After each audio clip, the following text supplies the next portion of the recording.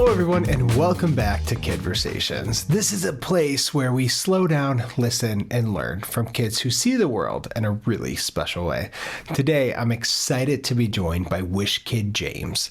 James is someone who has a lot to teach us about kindness, pride, and what it means to show up for other people. This is a super special conversation that will surely stick with you.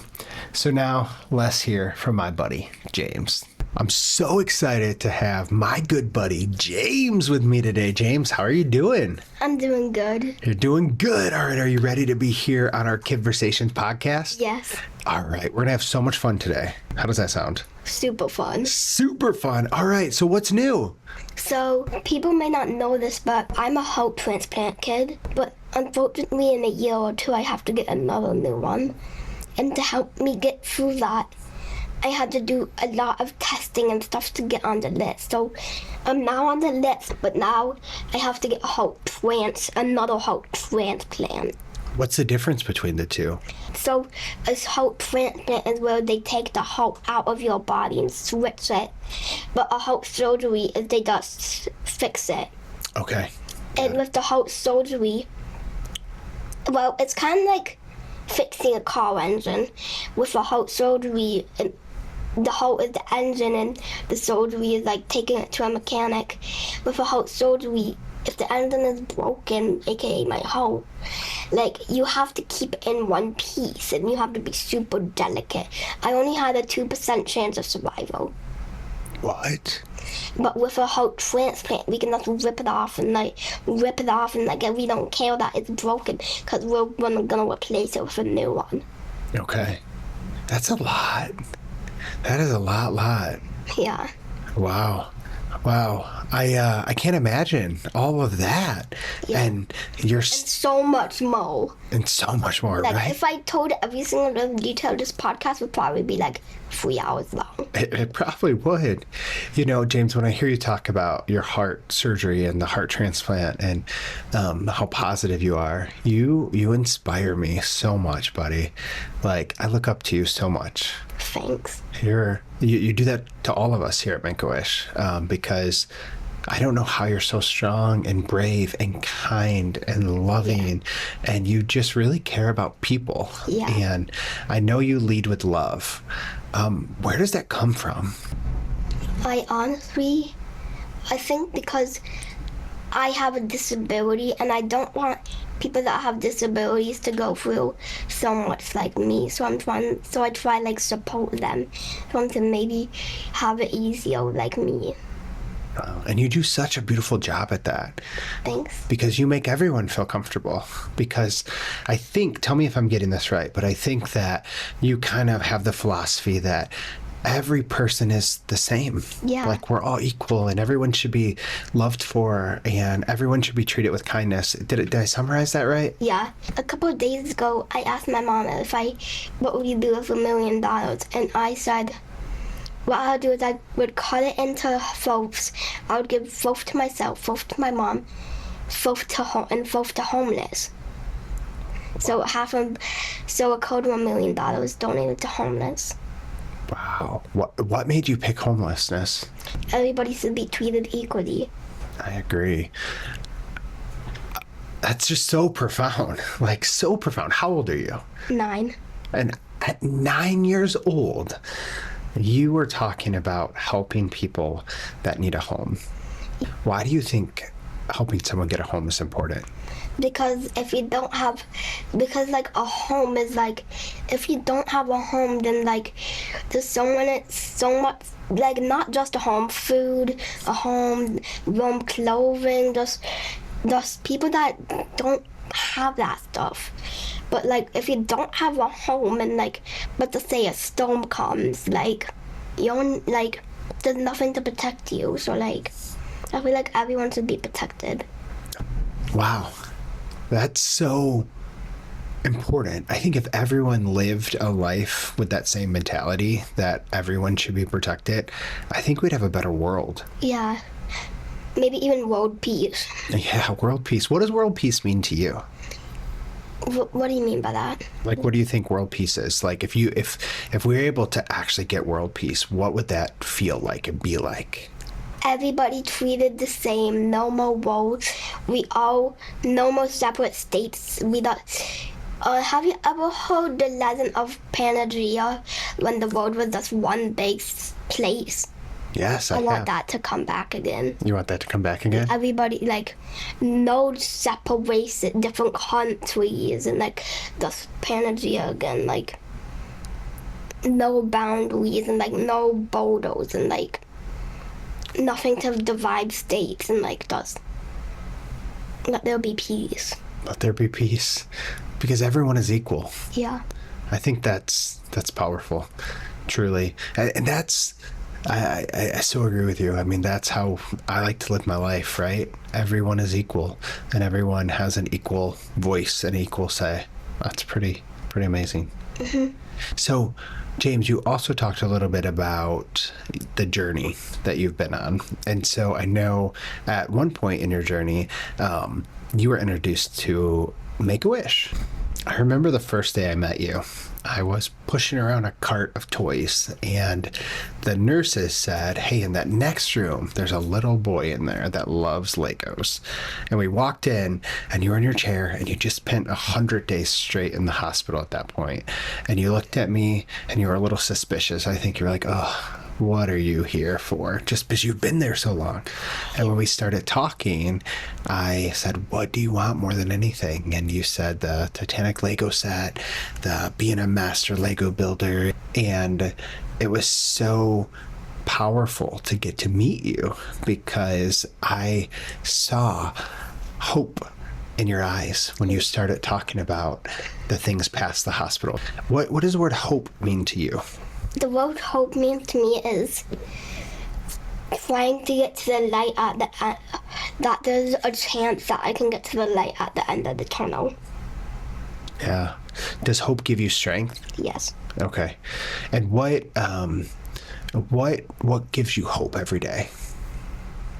My mom. Why? Why does your mom give you hope? I love her so much. And, like, she always pushes me to keep on going. And when I'm sad, she's there for me. Your mom's amazing. She is. Yeah, I totally agree. She is so kind and sweet, and she loves you so much. Yeah. So much. You can see it in everything she does. Yeah. Yeah. If when your mom's listening to this podcast, what's something you want to make sure that she knows? That I love her so much. I love that. So, the whole concept of love, what does love mean? Like, if someone doesn't know love, how would you describe love? If they always got your back. That's important, right? I like to surround myself with people who always have my back, right? That's important. Okay, so you also mentioned earlier that part of your day yesterday was getting a new Lego set, and you mentioned your wish was all about Legos. Why do you love Legos so much? I do not know why I love Lego so much, but I do know how it all started. Oh, wow. So I think I was 3. I was 3 years old, and my mom was pushing me around in the stroller. And I think we were at a mall, and we went to the Lego store, and my first ever Lego set was a Duplo school bus with 4 pieces. That's how it all started. And now you're building 9,000 piece Lego sets. Yes. Is the 9,000 piece Titanic your largest Lego set ever? Yes. Okay. I do have a 1,500 Optimus Prime. Whoa. So, yeah. Okay, and how long did the Titanic take you to build? My mom thinks if I was well, it would take me a week. But I was in the hospital, so it took me and we had to transfer hospitals to CHOP and then back to Children's and stuff. So it took I think 3 months and some. Oh my gosh. And we built the last section at home. So some most at the hospital and the last part at home. Yeah, during that time, I think you spent over 200 days in the hospital. 201. 201 days. So, and now you're past that, and you talked a little bit about the whole medical journey you have, but you're still smiling. Yeah. And you have such a good attitude. How do you stay so positive? I don't know. I don't know. You're strong. Yeah. You motivate. You motivate so many people with your strength, buddy. Thanks. It's pretty powerful. Thanks. I hope that you have some questions for me, like about like I've watched one of the podcast videos, and I've heard that you have some questions from me. I do. You want the fun questions now? Let's go. Okay. Do we want to do the question that I hear first? Okay, so here's the deal. There could be a prize in there. There could also be questions. I have no idea what it is. Are you ready to try? Do you know how to operate one of these things? Perfect. Boom, there you go. Ooh, what's it gonna be? Those are so hard to open. We've been struggling with them. Oh, sit on it. Yes, did it work? You could stomp on it too. That might do it. Oh, there we go. I love it. Good job. All right, what does that question say? Or is it a prize? Would you have a pet owl or a giraffe? Which one? I like Harry Potter, and if you've ever seen Harry Potter, they get to pick out a pet, and Harry Potter picks out an owl, and I love Harry Potter, so I'm gonna go with an owl. All right, an owl. I love it. I think I would go with an owl too. Yeah. Because I think they're fun. Do you still love Little Caesars pizza? Yes. Okay, so the first time I met you, well, no, not first time. Early on when I met you, Yeah. You stopped our meeting and you said, raise your hand if you love Little Caesars pizza. Yeah. And then when we were on stage together at Wishball, you asked the crowd, who loves Little Caesars pizza? So what is up with Little Caesars pizza and why do you love it so much? Well, I don't know why I love it so much. I think because they make some good pizza, like that Italian cheese bread. It's so good. So good. It's so good. You got to meet the CEO of Little Yeah. Caesars, right? And I got to make my own pizza. So cool. So cool. Okay, on the topic of pizza, Yeah. there's a lot of things you can put on pizza and that'll be fine. But one thing that determines everything, pineapple. The age-long debate if pineapple should be on pizza or not. I personally don't think so. My mom loves it. Okay. So I was like, fine, you can put pineapple on your pizza when I make it for you. Like, when I put pineapple on her pizza, I cringed. You cringe when you put pineapple on. Okay, so here's what I think we should do. Let's ask our listeners to comment on the post they saw this podcast and let us know. Yes, pineapple or no pineapple, and let's see who wins. Yeah, comment if you say yes if you like pineapple and say no if you don't like pineapple. I totally And maybe agree. tell us some other toppings that you like that not many people know about. Okay, can I be honest and tell you my favorite pizza topping? You might think this is strange, but I love it so much. What? I love green olives. Okay. People like to put lettuce. What? Lettuce on pizza?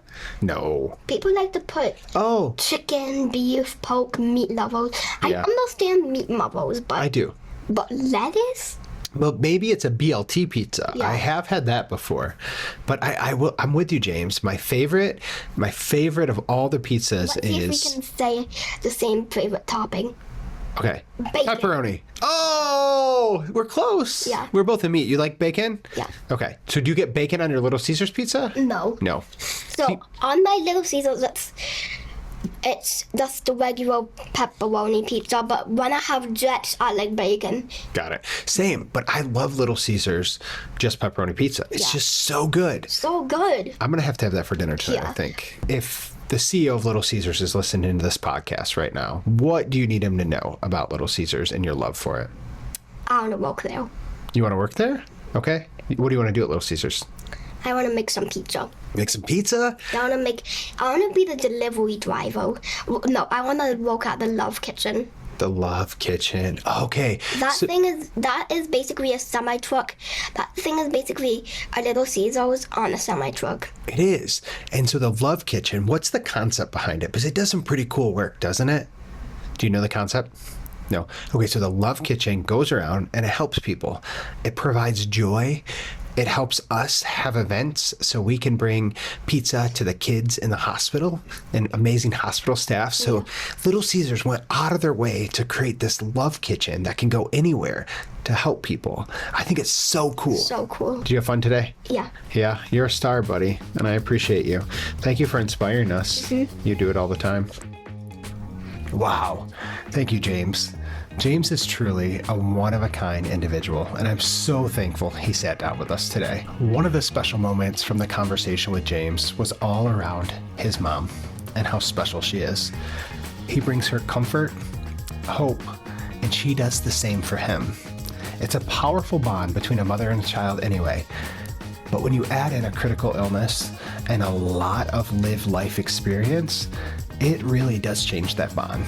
And you can see and feel just how close the two of them are. I know there's a lot of learnings I'm going to take to heart from my conversation with James and apply it to how I build relationships with people and love on my own family. James, thank you for teaching us something so special today.